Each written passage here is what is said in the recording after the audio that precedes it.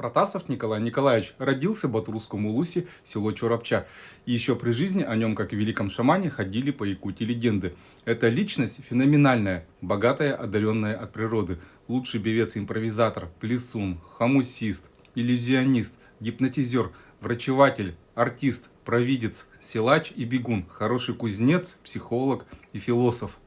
Но личность очень трагическая. В первые годы советской власти в Якутии, когда везде шла активная борьба коммунистов с религиозными предрассудками, Протасов, первый из шаманов, публично отказался от своего дара, что в конце концов его и привело к самоубийству.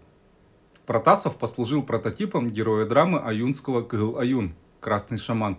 И, кстати, сам хотел сыграть эту роль на сцене, но не получилось. Отказались, боясь, что начнет камлать на сцене театра по-настоящему. О нем известный российский писатель Борис Лунин написал книгу «Смерть Аюна», где в духе своего времени рассказал о том, как молодой якутский шаман перековался в сознательного тракториста, стал на путь истины. Но жаль, что время, другая новая эпоха убила все-таки этого замечательного человека, ибо он, отказавшись от истинной сути своей призвания, погиб, покончив с собой. Так духи шаманов мстят за измену.